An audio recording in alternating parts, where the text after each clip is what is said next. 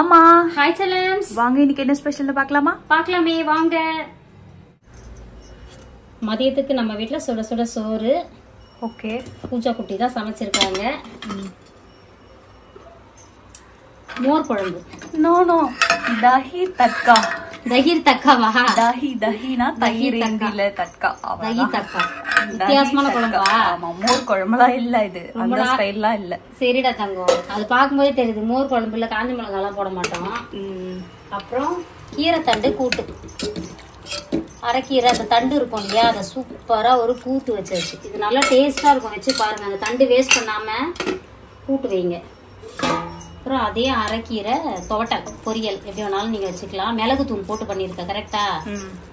Super Rama. தேங்காய்லாம் போடல, நிறைய ஆகும். வேணாம், இதுவே கரெக்டா இருக்கும். சூப்பர் ராமா.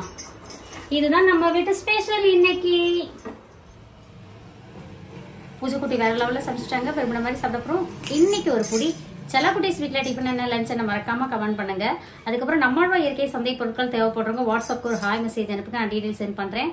அதுக்கப்புறம் இன்னைக்கு திருமண நாள் பிறந்த நாள் கொண்டாடும் அனைவருக்கும் எங்கள் மனமார்ந்த நல்வாழ்த்துக்கள். செல்லுங்களா, வாழ்க வளத்துடன் எப்போதும் மகிழ்ச்சியா நிம்மதியா சந்தோஷமா இருங்க பட்டுக்குட்டீஸ். தஹி தட்கா பண்ணா மோர் குழம்புன்னு கலாய்க்கிறியா நீ?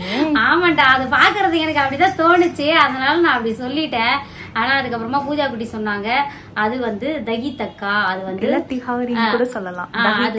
தஹினா தயிர், தயிர் ஹிந்தியில அவ்வளவுதான். சரி, மோர் குழம்பும் தயிர்ல தானே வைப்போம், அதனால தயிர் குழம்பு மாதிரியே இருக்கு. லைட்டா தயிர் குழம்பு மோர் குழம்புன்னு சொல்லிட்டேன். இப்போ பெரிய பஞ்சாயத்தா இருக்குது இதுக்கு. பாக்குறவங்க அந்த மோர் குழம்பு எடுத்துட்டு வா அப்படிங்கிறா. ஆமா ஆமா, ரெண்டாவது நல்லா இருந்துச்சு டேஸ்ட். எனக்கு டேஸ்ட் வைஸ் வந்து மோர் குழம்பு மாதிரி இருந்தது, கொஞ்சம் வித்தியாசமா இருந்தது, அவ்வளவுதான். மோர் குழம்புல காஞ்ச மிளகாய் போட்டு அரைச்சு ஊத்தியா?